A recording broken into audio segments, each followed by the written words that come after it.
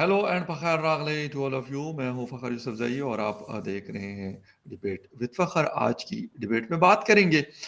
वैसे तो हम देखते रहते हैं कि जो वर्ल्ड पावर्स होती हैं आपस में उनके ताल्लुकात भी होते हैं, लेकिन क्लैशेस भी बहुत सारे होते हैं, क्योंकि एक ताकत की जंग शायद हम कह सकते हैं कि वो आपस में लगी रहती है। कभी इकोनॉमी, कभी डिफेंस, कभी किसी और किसी जगह, किसी मुल्क की वजह से, किसी कंट्री की वजह से ये सिलसिला चलता रहता है। वैसे तो दुनिया का सुपर पावर यूएस है, लेकिन चाइना, इंडिया और रशिया भी इस दौड़ के बड़े प्लेयर्स माने जाते हैं और है भी।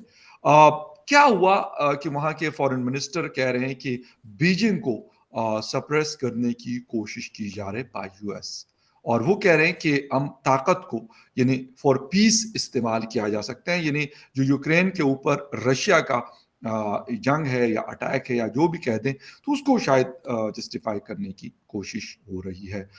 इन हवालों से आज बात करेंगे कि ये हालात क्यों इस लेवल पे पहुंचे या पहुंच रहे हैं, क्योंकि चीन इस रीजन में वाक़या है, हम भी बॉर्डर उनके साथ शेयर कर रहे हैं, हिंदुस्तान भी उनके साथ बॉर्डर शेयर कर रहा है, और रशिया भी चले डायरेक्टली तो हम बॉर्डर शेयर नहीं करते, न इंडिया करता है, न चीन, न पाकिस्तान, बट फिर भी इस मतलब इतना दूर हमसे शायद नहीं है। और क्योंकि वर्ल्ड पावर में उनका नाम भी है, तो वो कहते हैं कि वो हर किसी का नेबर हो सकता है जो दुनिया का सुपर पावर होता है या वर्ल्ड पावर होता है। तो अमेरिका करना क्या चाहता है, क्योंकि इंडिया के साथ उनके ताल्लुकात बड़े क्लोज टाइज हैं उनके, और रशिया और इंडिया के दरमियान भी है। तो ये खिचड़ी क्या पक रही है, इसको आज कोशिश करेंगे कि इसको समझे कम से कम टाइम में, और उसके लिए हमें ज्वाइन करें हमारे दोस्त, हमारे भाई डॉक्टर अभिषेक मिश्रा साहब। डॉक्टर साहब, thank you very much for joining my show. Thank you Fakhar भाई। खैर रागली आपको और आपके सभी दर्शकों को बहुत शुक्रिया आपके टाइम का। अच्छा डॉक्टर साहब, मतलब जिस तरीके से हमने मतलब देखा और सुन रहे हैं कि जो फॉरेन मिनिस्टर है चाइना के, वोंग यी, वो कह रहे हैं कि एक तो वो फोर्स फॉर पीस की बात कर रहे हैं और वो डिपेंड कर रहे हैं रशिया को। डू यू एग्री कि ये चीजें वाकई ऐसी है जैसे वो बोल रहे हैं, या वो चाहते हैं क्योंकि अमेरिका के खिलाफ रशिया के साथ भी उनके ताल्लुकात बिल्कुल बहुत खराब हालत में है, और चीन का भी अमेरिका के साथ 36 का आंकड़ा है, ये वजह है, या मतलब नहीं वाकई वो ठीक कह रहे हैं? वाकई वो ठीक है से मतलब मैं समझा नहीं आपका मेरा फकर भाई। मतलब ये कि वो कह रहे हैं कि फोर्स फॉर पीस, क्योंकि वो हाँ, रशिया को डिपेंड करने की बात कर रहे हैं। तो ये ऐसा है कि जो फोर्स होती है वो पीस के लिए इस्तेमाल करना चाहिए, और जो यूक्रेन में हो रहा है तो वो फॉर पीस है। तो ये तो चाइना की पोजीशनिंग है ना अपने आप को कि जी। दुनिया में वो कह रहे हैं we are force for peace. For God sake यार, कहाँ चाइना है जहां पे कि पीस है? दुनिया भर में न्यूक्लियर बम को सप्लाई कर देना is a force for peace. अ सही। Force for peace would work for disarmament, which force for peace would work for pro armament? आज चाइना अपने आप को अगर अपनी जो एक्सपेंशनिस्ट नेचर है उसको अगर वो स्टोन डाउन करें, I can give you in guarantee कि इंडिया का जो डिफेंस एक्सपेंडिचर है वो ड्रास्टिकली नीचे आ जाएगा। तो ये कैसा फोर्स फॉर पीस है? आपने साउथ नॉर्थ कोरिया को आपने न्यूक्लियराइज कर रखा है, पाकिस्तान को आपने न्यूक्लियराइज कर रखा है, सारी तरह के न्यूक्लियर प्लोरिफरेशन में आप मुलव्वस हो, और उसके बाद आप कर रहे हो फोर्स फॉर पीस की हम बातें करते हैं, डिसग्रेस ऑन सिविलाइजेशन। आपने कहाँ कहाँ फिलीपींस को लैंड को आपने ग्रैब किया हुआ है, इंडिया के लैंड को आपने ग्रैब किया हुआ है, और आप कह रहे हो we are force for peace. And who wants भाई? आपका मुझे नहीं समझा कि आज की डेट में चाइना किस जगह पे इन्वॉल्व है as a substantive peace breaker? कोई एक डिस्प्यूट बता दीजिए। इजराइल वाले पूछ रहे हैं कि आओ चाइना बैठ जाओ, क्या आप चाइना के ऊपर ट्रस्ट करने को तैयार है? अपने यहाँ पे जब आप घर में पीस नहीं हो तो बाहर पीस की बात नहीं करते। आपने इजराइल के अटैक को तो कंडेम किया पैलेस्टाइन के ऊपर, उसको आप कह रहे हो this is a travesty of civilisation. But आप अपने यहाँ के मुसलमानों के साथ क्या कर रहे हो? आप उनको जो है उनकी बेसिक फ्रीडम ऑफ रिलीजन देने को तैयार नहीं हो। बिल्कुल। सो पॉइंट ये है कि बाहर आप वो प्रीच करें जो अंदर आप प्रैक्टिस कर रहे हो। हैविंग सेड दैट, ये बात में तो दम है कि China is a force to reckon with. आप चाइना को डिस्काउंट नहीं कर सकते। ये चाइना और रशिया का ही एंगल है, या जिसे कह लीजिए गठजोड़ है, जिसने वेस्ट को मजबूर कर दिया इंडिया के साथ दोस्ती बढ़ाने पे। हम्म। अगर ये चाइना और यूएसएसआर का जो एंगल ना आता, तो वेस्ट कभी इंडिया को इतना मुंह नहीं लगाता जितना वो आज की डेट में। आज इंडिया ओके। उनकी मजबूरी बन चुका है, सही सही सही। क्योंकि उस वजन को जो चाइना और रशिया का वजन क्रिएट करता है तराजू में, उसको बैलेंस करने के लिए जब तक इंडिया का बटखरा आप नहीं रखेंगे दूसरी तरफ, आप इस इक्वेशन को बैलेंस कर ही नहीं सकते। बिल्कुल ठीक। और इंडिया की खास बात यह है कि इंडिया के साथ रशिया भी उतना क्लोज है जितना कि अमेरिका और वेस्ट, क्योंकि एक ट्रस्ट डेफिसिट नहीं है इंडिया के साथ।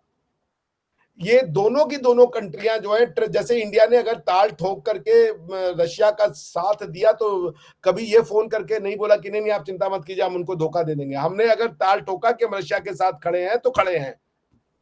जो भी किया ताल ठोक के सामने किया। सामने की गई चीजों को धोखा नहीं कहते, इसको ये भले कहते बिल्कुल। कि आप हमारी उम्मीदों पे खड़े नहीं उतरे, पर ये धोखा नहीं है। अगर आप हमसे दोस्ती कर रहे थे और ये सोच रहे थे कि हम अपनी दोस्ती के बदले में रशिया के साथ टेस्टेड फ्रेंडशिप को छोड़ देंगे, उनके टफ टाइम में तो नहीं होगा। 6 बार रशिया ने इंडिया के फेवर में वीटो किया जब वेस्ट ने हमें डिसअपॉइंट किया। जब गोवा पे पुर्तगाल से हमने अपनी लैंड वापस ली, तो सिक्योरिटी काउंसिल में वेस्ट ये डिस्कशन कर रहा था कि इंडिया ने आर्टिकल 2 क्लॉज 4 यानी यूज ऑफ फोर्स का वायलेशन किया है और गोवा पे अटैक किया। गोवा पे हम अटैक किए, हमारी टेरिटरी पे हम अटैक कर दिए। ये सिक्योरिटी काउंसिल में रेजोल्यूशन लाए थे ये। ओके। और डिस्पाइट द फैक्ट फकर भाई कि United nation general assembly resolution passes थी आर्टिकल 73 के अंदर में यूएन चार्टर में, जिसमें ये कहा गया था पुर्तगाल से कि आप अपनी जो नॉन सेल्फ गवर्निंग टेरिटरीज हैं इंडिया के फॉर्म में, उनको जल्दी से जल्दी आप रिलीज करें, यानी उनको इंडिपेंडेंस ग्रांट करें। और आप ये भी मतलब देखिए, सिक्योरिटी काउंसिल का कुछ रिजोल्यूशन पास करा रहे हो, जनरल असेंबली का रिजोल्यूशन कुछ और पास करा रहे हो। तो पॉइंट ये है कि Russia China is a force to reckon with, but is China overestimating itself? I don't know. क्या चाइना इतना ज्यादा बड़ा पावर है कि वो पीस रिस्टोर करा सकते हैं? अगर वो कह रहे we are a force for peace, तो भैया कोई एक इंस्टांस दे दो जहां आपने पीस नेगोशिएट करवा दिया। जो मेरी जहां तक जानकारी है, ईरान और सऊदिया के बीच में एक डील नेगोशिएट कराने का काम शायद इन्होंने किया था। जी बिल्कुल। उसमें वो जो था, वो दोनों ही पार्टीज पीस चाहती थी, वो दोनों ही पार्टीज मैटर को एस्केलेट करना नहीं चाहती थी। इंडिया इस रोल में जानबूझकर नहीं जाता, बिकॉज कि somehow they still have expected some kind of reservations. वरना इंडियन गुड ऑफिसर्स को सब यूज करने के लिए तैयार है। इवन तालिबान भी इंडियन गुड ऑफिसर्स को वेलकम कहता है कि आइए आप बात करवाइए हमसे, हम आपके लीडरशिप को एक्सेप्ट करने को तैयार है। सो मैं बस इतना ही कहूंगा, जो ये फोर्स फॉर पीस वाली आर्ग्यूमेंट है, आई होप कि ये फोर्स फॉर पीस हो, तो फिर ये दूसरों की टेरिटरीज को ग्रैब करना छोड़े। ये पहले हैम्बर्ग के जो लॉ ऑफ सी का जो ट्रिब्यूनल था, जिसमें उन्होंने फिलीपींस का कौन सा वो एक वो आर्कियोपेलॉग है उस पर कब्जा करके बैठे हुए, उसको छोड़े पहले। साउथ चाइना सी में जिस तरीके से रिक्लेमेशन ऑफ लैंड कर करके इन्होंने आधा से ज्यादा अपने नेवल बेसिस बना दिए हैं, वो छोड़े वहां पे। आप एक ऑफेंसिव पोस्चर लेके डिफेंस की बात तो नहीं कर सकते ना। तो China, it's a welcoming step if they see themselves as a force for peace, but what is peace ये डिफाइन तो उनको करना पड़ेगा। जी दा। अच्छा, डॉक्टर साहब, दूसरी तरफ वो ये बता रहे हैं कि जो यूएस है, वो ये कह रहे हैं कि एक तो हमारे मतलब चीन कह रहा है, वांग यी साहब कह रहे हैं कि हमारे बड़े अच्छे ताल्लुकात हैं मॉस्को के साथ, क्रेमलिन के साथ, लेकिन वो ये भी साथ कह रहे हैं कि यूएस जो है, उन्होंने क्रिटिसाइज किया है यूएस को, US obsession with suppressing Beijing. अच्छा सर, मुझे ये बताएं कि वो कह रहे हैं कि टेबल पे रख के एक कंट्री जो है, वो टेबल पे कंट्रीज बैठी हुई और दूसरे को एज ए मेन्यू लिया जाता है। तो do you agree with that कि अमेरिका एज ए मेन्यू बता सकता है कि हाँ ये है और ये नहीं है, ये शामिल है और ये नहीं शामिल? ये पॉसिबल है? मतलब do you agree with that statement और not? No, I don't think अब ओके। अमेरिका के पास इतना ऑप्शन है कि वो किसी कंट्री को रिलेवेंस या रिलेवेंस बना ले। हम्म। नहीं है ऐसा ना। और ओके। देखिए, मैं ये कह रहा हूँ कि अगर वांग ये साहब कह रहे हैं कि अमेरिका हमको रोकना चाहता है, तो आपको बनाया किसने? जी, आज चाइना जो है वो तो अमेरिका ने बनाया ना, आपको अपना पूरा बिजनेस ट्रांसफर कर दिया। You have grown at the cost of American industries. आज अमेरिकन जी, रो रहे हैं कि हमारे यहाँ इंडस्ट्री वापस लाओ। जी, ठीक है ना? तो ये कहना कि अमेरिका, जब तक आप अमेरिका, ये आपकी प्रॉब्लम ये है कि आप रूल ऑफ लॉ को नहीं मानना चाहते वर्ल्ड ऑर्डर में। जी, आप अपना वर्ल्ड ऑफ, कोई सिल्क रूट है, वो सिल्क रूट होगा भाई, ठीक है, चलिए हम सब मिलके साथ काम कर सकते हैं। एग्ज़ैक्टली। मगर आपने सिल्क रूट के नाम पे दूसरे देशों की सॉवरिटी को अगर आपने पमल डाउन करना है, उनको रिस्पेक्ट नहीं करना, आपकी सॉवरिटी तो सब रिस्पेक्ट करें, आप किसी की ना करो, ना फिलीपींस की करो, ना इंडिया की करो, ना आप अफ्रीकन कंट्रीज की करो। आप हर जगह जा करके आपने एक वो डेथ, वो क्या कीजिए, डेथ ट्रैप आपने जी, बिछा दिया है। आप लोगों को ऐसे प्रोजेक्ट में पैसा देते हो देशों को, और वो खुद से फाइनेंस करते हो कि वो प्रोजेक्ट वायबल नहीं होते, फिर उसकी आप एसेट्स को ले लेते हो। आपने पाकिस्तान के स्टॉक एक्सचेंजेस को खरीद लिया हुआ है, कराची एयरपोर्ट के कुछ हिस्से पे आपका कब्जा है, हम्बन टोटा के उस पे। ये क्यों हो रहा है भाई? और ये सारे आपके नेबरिंग फ्रेंडली कंट्रीज हैं, फ्रेंड कंट्रीज हैं। तो पॉइंट है कि आप अमेरिका को गाली दे दो कि America wants to stop us, but आप जो कर रहे हो, दुनिया आपको रोकना चाहती है, क्योंकि आप किसी की बात ही नहीं सुन रहे हो। राइट। आप किसी और की सेंसिटिविटी नहीं सुनना चाह रहे हो। आप अगर पाकिस्तान को अपना दोस्त बनाते हो और उसके बाद उन्हीं पाकिस्तानी को आप, जब वो इस्लाम के नाम पे बात करते हैं तो आप कहते हो कि नहीं, ये तो नहीं चलेगा भाई हमारे साथ। आप जी, उनकी कंट्री में जाके ब्लास्फेमी करते हो। ये तो आपकी राइट, ओडेसिटी है, किसी के कल्चर का रिस्पेक्ट ना करना, किसी के सेंसिटिविटी को रिस्पेक्ट ना करना।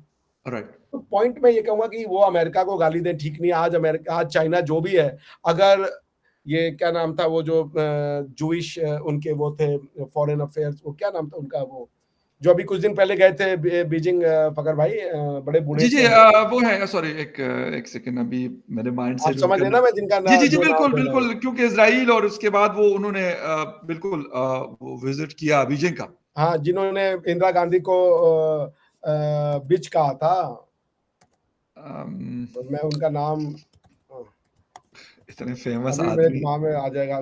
Kissinger, Henry Kissinger, Henry Kissinger. Henry Kissinger, तो या हेनरी किसिंजर साहब ने अगर ये बात नहीं कही होती कि भाई, एक समय तक तो ताइवान चाइना को रिप्रेजेंट करता था यूनाइटेड नेशन में, जी, चाइना का सीट भी नहीं था। यूएस ने चेंज किया ये सब, हुँ, वन चाइना की थ्योरी एक्सेप्ट करी, क्योंकि हेनरी किसिंजर का फेमस स्टेटमेंट है कि how long can we ignore a country as big as China.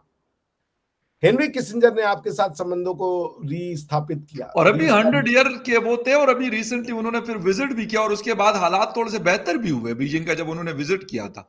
अब तो खैर उनकी एग्जैक्टली। डेथ भी हो गई है, लेकिन फिर भी उन्होंने विज़िट किया। तो मैं ये कह रहा हूं कि हेनरी किसिंजर ने यदि चाइना के साथ अमेरिकन रिश्ते को नहीं बनाए होते और अमेरिकन बिजनेस चाइना नहीं गई होती, तो आज चाइना किस बिजनेस के बंद पे खड़े हो? एग्री, आप बिल्कुल। अमेरिकन ही माल तो बना रहे हो ना यार। दुनिया का सबसे, उस समय तो कोई और खरीदार कंट्री भी नहीं थे, सारे खरीदार कंट्री तो ये वेस्ट थे, और आज आप उन्हीं वेस्ट के उसको रूल आंखें दिखा रहे हो।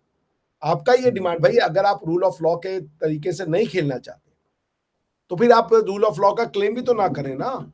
आप गलवान में चले आए, एलएसी नहीं मानेंगे, हम कुछ नहीं मानेंगे। तो फिर पॉइंट ये है कि आप अगर हॉटस्पॉट्स क्रिएट करना चाहते हो, रखना चाहते हो, और उसके बाद आप चाहते हो कि दुनिया सिर्फ आपकी बात सुने, एक ही नैरेटिव हो।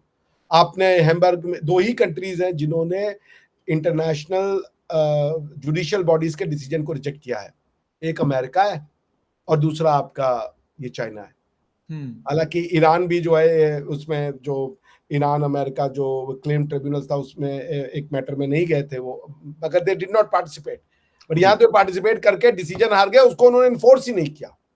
हुँ, तो बिल्कुल आप सही। किसकी बात मानोगे? अगर आप गलत काम कर रहे हो, नियमों के अनुसार नहीं चल रहे हो, और जब नियमों को अप्लाई किया जाएगा तो उसके तो रिजल्ट गलत आएंगे ना फकर भाई। बिल्कुल, बिल्कुल, अगर बिल्कुल। आप गाड़ी ट्रैफिक सिग्नल पे नहीं चला, एग्री, ट्रैफिक सिग्नल पे दौड़ा रहे हो, और अगर पुलिस वाला रोके, तो आप पुलिस वाले को थोड़े जुतियाओगे यार।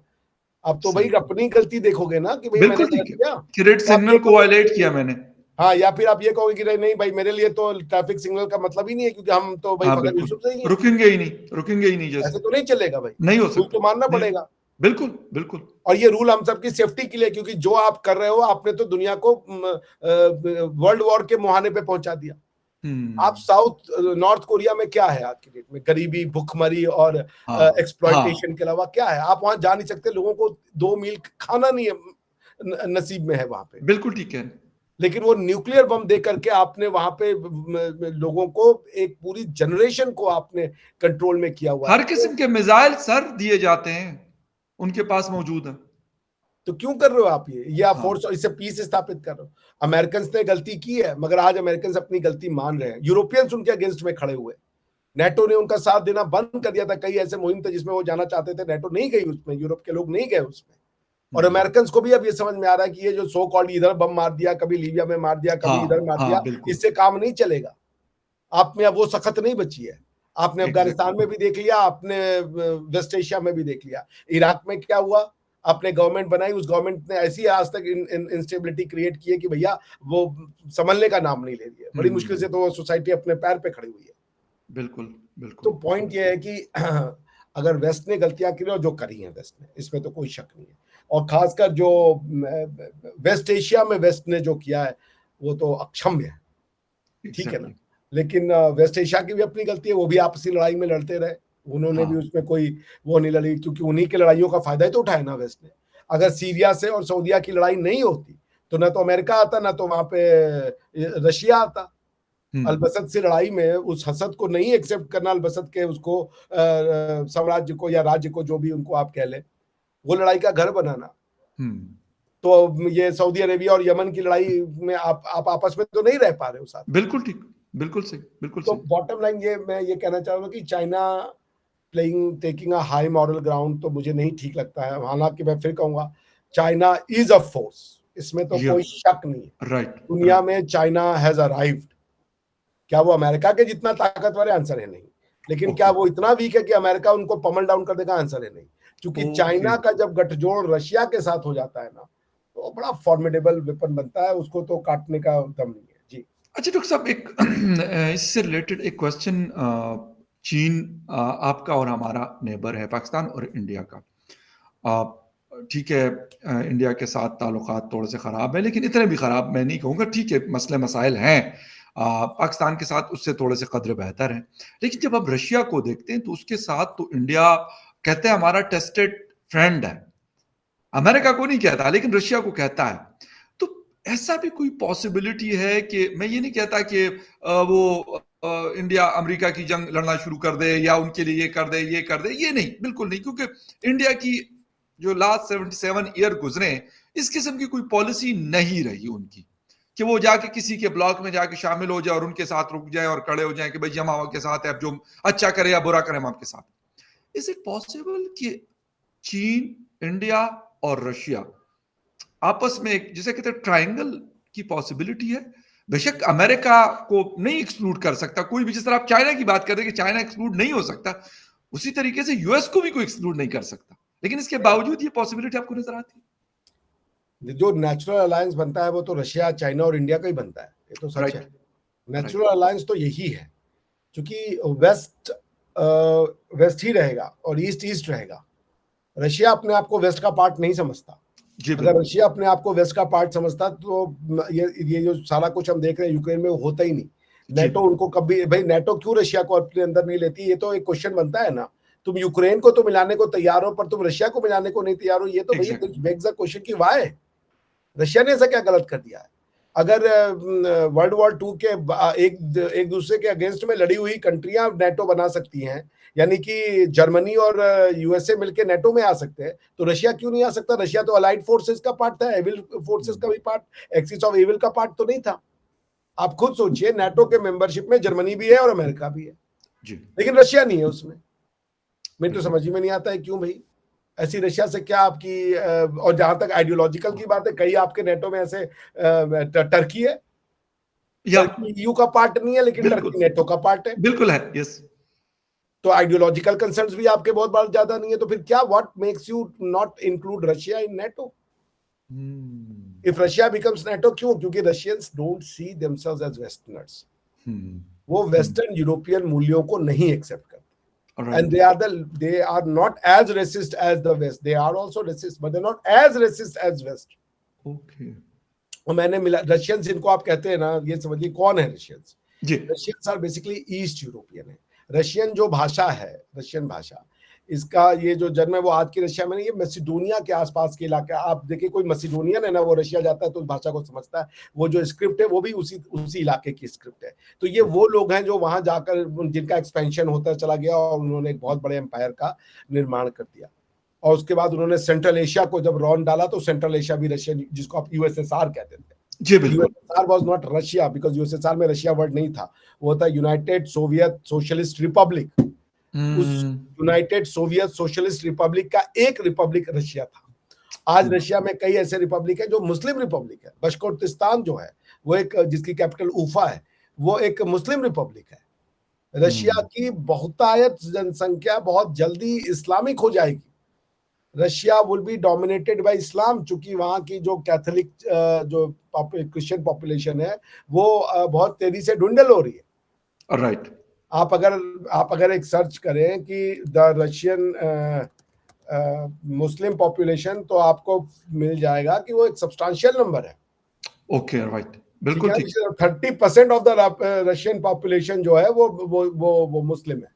ओह! ज़बरदस्त। 30% काफ़ी बड़ी पॉपुलेशन है। काफी बड़ी पॉपुलेशन काफ़ी है। 30% is a huge number. Is a huge number, that's what I am saying. उनके या कई रिपब्लिक, आज की रशिया के कई रिपब्लिक जो है वो इस्लामिक है भाई। बशकोर्तिस्तान मैंने आपको एग्जांपल दे दिया। बिल्कुल। हालांकि उनका इस्लाम एक डिफरेंट इस्लाम है, क्योंकि वो फिर अलग ही है, वोटका सुटका सब चल रहा है, दैट्स अ डिफरेंट थिंग। सही, सही, सही। बट बिल्कुल ठीक। That's how it is. Okay तो और मेरा ये कहना है, टू सम इट अप, कि Russia, India and China would be a very very good alliance. But ये है कि डिस्ट्रस्ट बहुत ज्यादा है चाइना और रशिया में, और इंडिया और चाइना में। वो डिस्ट्रस्ट का इंडिया और कारण है चाइना में। ये कम्युनिज्म की जब तक आइडियोलॉजी नहीं जाएगी, चाइना अपने कल्चर को एक्सेप्ट नहीं करेगा, तब तक वो डिस्ट्रस्ट नहीं जाएगा।